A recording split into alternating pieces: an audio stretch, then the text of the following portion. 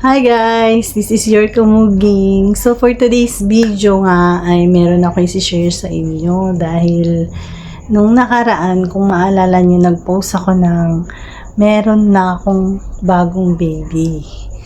So ayan, kwento ko lang sa inyo. Ayan, daming nag-chat, anong baby? Buntis ka ba? O ano? May bago ka na namang anak? Ganun, tatanong sila. So, share ko sa inyo kung ano yung story nung nasa likod nun. Nung November 11, nag-chat yung best friend ko na sabi niya, Bes, sabi niya, Bes, like mo ng Belgian na aso, sabi niya.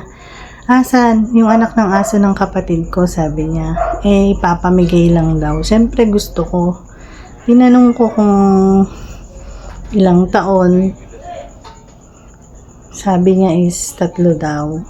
So, ayan, nag-chat siya. Sabi niya sa akin, Bes, like mo ng Belgian na aso, sabi niya. Asan? Sabi ko, yung anak ng aso ng kapatid ko, Bes, sabi niya. Wala na kasing mag-aalaga. Sabi niya gano'n.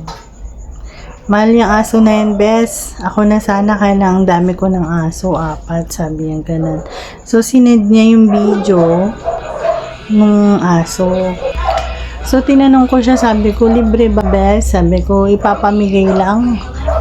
Ipapamigay lang daw, sabi niya. Sige, sa akin na lang, wala kaming aso. Sakto naman, wala naman talaga kaming aso. Ayaw ko din ipamigay sa iba. Ayaw kong ipamigay sa hindi dog lover, Bes, sabi niya. Alam ko naman na ikaw, di mo pababayaan kapag, sabi niya. So, thank you naman sa best friend kong nagtitiwala sa akin.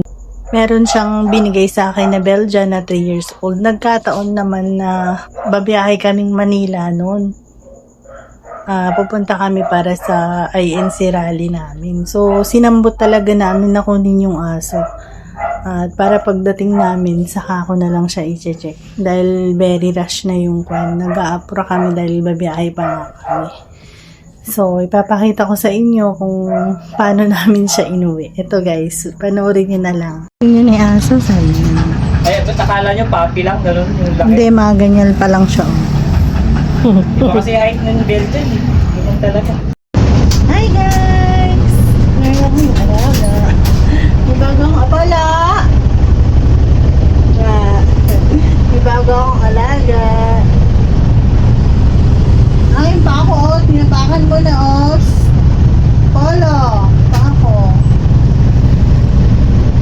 Yan, bumibig pagkain.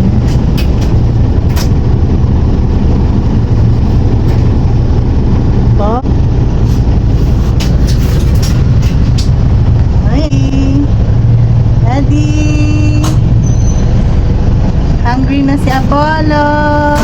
Daddy. Hello. Hello. So, pakirin ka ba? Hello. Wait lang Labeng! Butasan mo din. Hagisan mo lang. Naman siya. Ay, tagtubla.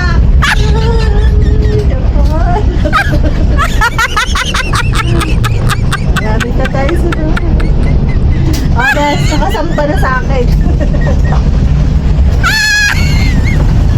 Napagit.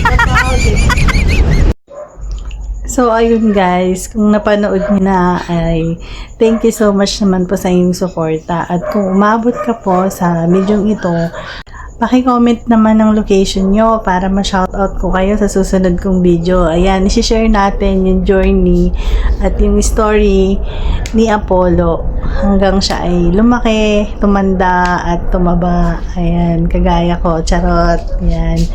So, maraming salamat sa patuloy na sumusuporta kay Kamuging, ang inyong Kamuging. Hanggang sa muli. Bye!